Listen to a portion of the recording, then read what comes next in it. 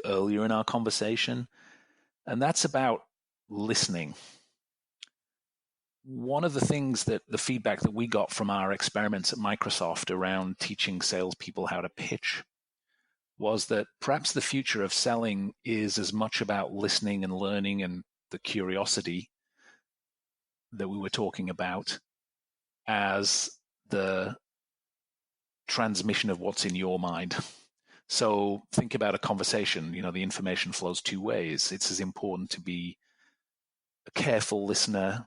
It's as important to interrogate people in, respectful and precise ways. Part of communicating is listening and the work around effective listening as it is talking. Do you have plans to address that? Is there anything in the tool that addresses that today? How do you think about that aspect of communication and the role AI can play?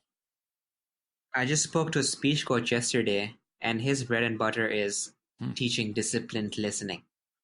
He's a big advocate about listening, teaching listening skills for all types of people, sales, non-sales, everyone needs to know how to speak. And I value it as well. It's so critical. And it is teachable. It is teachable using a mobile-based tool as well. We have actually done some experiments, some beta testing around teaching people that through Orai, and they are looking promising. We can teach someone listening skills through a mobile-based digital tool. I think that's really, really exciting. And I think it's part of the communication paradigm that's often overlooked. And as we all strive to build more inclusive workplaces where everybody can communicate, I think that's a really important ingredient to get right. Yeah. And the biggest tip around becoming a better listener is becoming aware that your brains cannot multitask. For example, right now I'm on this podcast with you. It is so easy for me to digress when you're actually talking and perhaps check my email. And I've had to stop my fingers from doing that at least 5 times over the last hour. That's what's happening in this digital world. I'm picking up my phone. I've already checked my phone twice. I'm guilty of that. And I tell myself, stop it, Danish. You cannot multitask. You have to listen to what Chris is saying because you need to answer the question in the way that Chris has asked you. So then I leave my phone away, I close my email, and I realize I cannot multitask. Let me focus on listening to every single word. You have to just remind yourself again and again.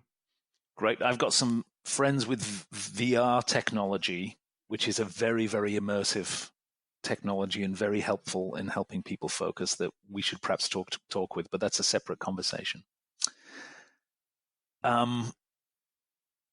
Last question, Danish, if I can.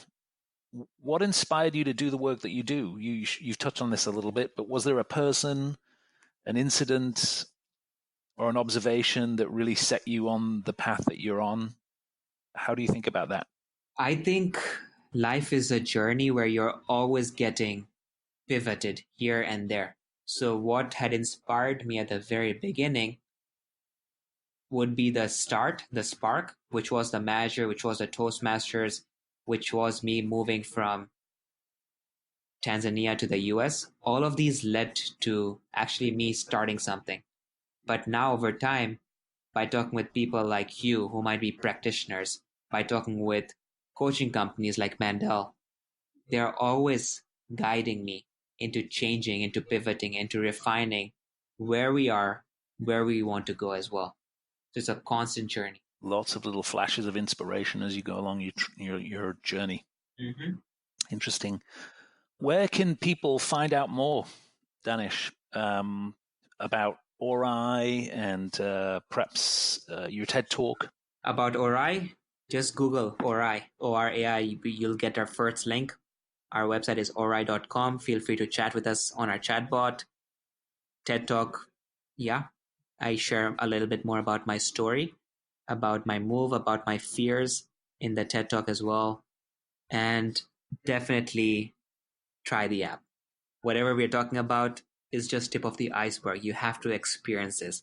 And you can experience it for a free trial from the App Store, both on Android and iOS.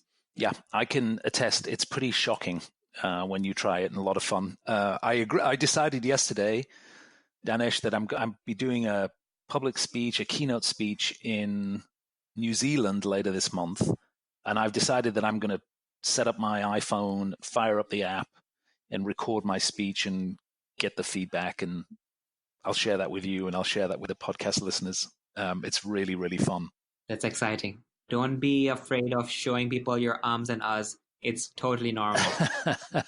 I've been very self-conscious about it in this podcast recording, but we'll see. I get to listen to it in excruciating detail when I do the post-production work, and it's a little bit embarrassing, but it's, I guess, at the end of the day, what makes us human, and that's kind of important. Excellent. Well, thanks a lot for your time, and we will send people to the app, and we wish you the very best of luck.